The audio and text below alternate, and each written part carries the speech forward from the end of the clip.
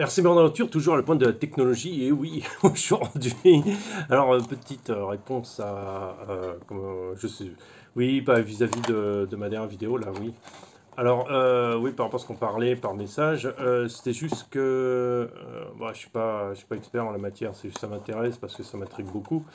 Et en fait, on s'aperçoit que sur le Big Bang, qu'avant, il y avait cette singularité dans un nuage quantique. Et il y a eu une source d'énergie hein, énorme qui a eu l'effet que ça a eu, c'est-à-dire un Big Bang. Et de ce Big Bang est né tout, est né la matière, est né, mais en un temps record, quoi. Ça, on en est sûr, ça, on l'a reproduit. Donc il y a un laboratoire spécial là, qui fait ça. Et pour que ce soit vraiment validé, je crois qu'il faut que ce soit reproduit plusieurs fois, ou qu'il y ait plusieurs, enfin je ne connais pas les détails. Mais ça a été reproduit et donc la théorie du Big Bang est bien la meilleure soutenue. Après, le temps n'existait pas, c'est ça où c'est le plus gênant en fait, c'est se dire que sans qu'il n'y avait pas, il n'y a pas eu cette source d'énergie, en fait, il n'y a pas le temps. Alors il y a aussi la théorie qui est intéressante, c'est multivers. Un multivers, en fait, c'est une théorie spéculatrice qui considère qu'il y a plusieurs univers. Pourquoi on a mis en place cette théorie? Bah, c'est tout simplement parce que, hormis l'explication divine d'une organisation aussi affinée que ce qu'on a, on n'a pas d'explication. Et les scientifiques ne peuvent pas se baser sur le divin pour travailler. C'est pas possible. Il faut bien sûr valider ces choses et les prouver par eux-mêmes. Donc, oui, alors c'est pas pour ça qu'il faut forcément croire à ça. Hein. C'est pas pour ça non plus qu'il ne faut pas y croire, ça c'est à chacun de voir ça comme il veut. Mais ce que je veux dire, la meilleure façon d'expliquer le fait que nos réglages au niveau de l'univers soient aussi fins, aussi précis et aussi, oui, aussi bien faits, c'est la seule explication qu'on a pu trouver, c'était qu'il y a eu plusieurs essais en fait, finalement, avant. Donc il y a plusieurs univers qui sont créés, dont le multi-Big Bang, et qui sont créés et qui ont été affinés à chaque fois meilleur. Donc c'est pour ça que dans le multivers, en fait, on existe sur plusieurs endroits, dans plusieurs univers. Bon, ça paraît absurde comme ça, mais ça logique, en fait, cette explication. Il y a aussi, tu parlais des multi-Big Bang, ouais, il y a des théories aussi qui lancent qu'il y a des Big Bang tout le temps et partout, et que ça se reproduit éternellement, en fait. Voilà, donc, mais tout ça, c'est de la spéculation mathématique, hein, mais j'en sais rien, mais rien que l'idée que avant le Big Bang, il n'y a rien, et pas le temps, pas la matière, c'est déjà hyper dérangeant, quoi. Bon, après, voilà, c'est pas le but de la vidéo. La vidéo, elle va être un peu courte, c'était juste pour te répondre. Aujourd'hui, je vais unboxer un truc qui va vous surprendre. C'est ça. Qu'est-ce que c'est donc ça? Bah, ce sont, comme c'est un unboxing, je passe en bas. Voilà, alors ce sont des balles de tennis. Pourquoi des balles de tennis? Parce que je vais vous montrer, j'ai des problèmes sur mes parcours. C'est que mes cônes que j'utilise, ben, en fait, avec le vent, ils sont légers, ils glissent parce qu'ils sont hauts.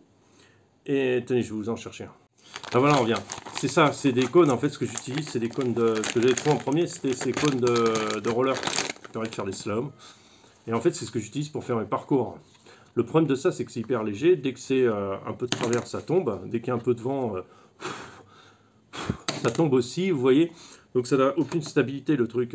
Donc en fait l'idée c'est que voilà, alors, vous en avez 10, donc ça vous fait 5 portes en fait. Alors ils sont facilement repérables parce qu'ils sont orange, il n'y a rien vraiment dans la nature d'orange, donc c'est facilement visible.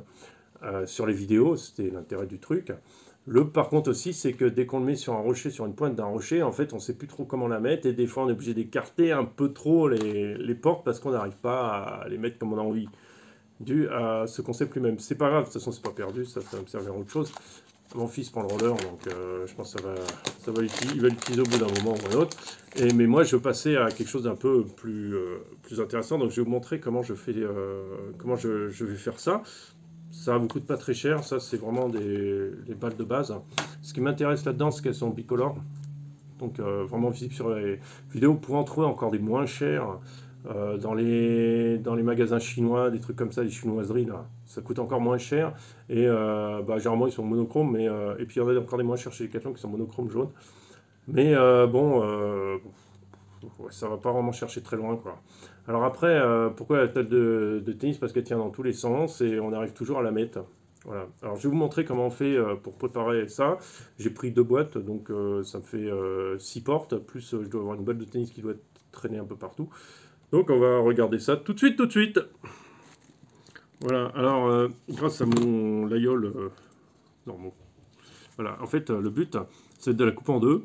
Alors on me dira c'est dommage. Alors moi j'ai pris des trucs vraiment pas chers, je m'en fous du rebond, je m'en fous de tout ça, puisque le but c'est de la couper en deux en fait. Voilà. Donc je vais vous en montrer une, hein. Après les autres vous allez pouvoir les faire vous-même. Alors la balle de tennis c'est toujours avec un trou, hein, au milieu. L'avantage c'est que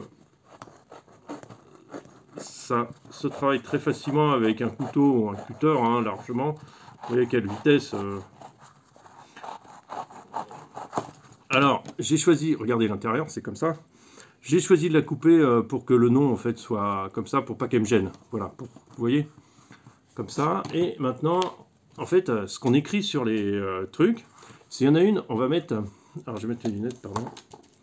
On met tout simplement la direction dans laquelle on va passer la. Alors, un feutre, hein. La direction dans laquelle on va passer la porte.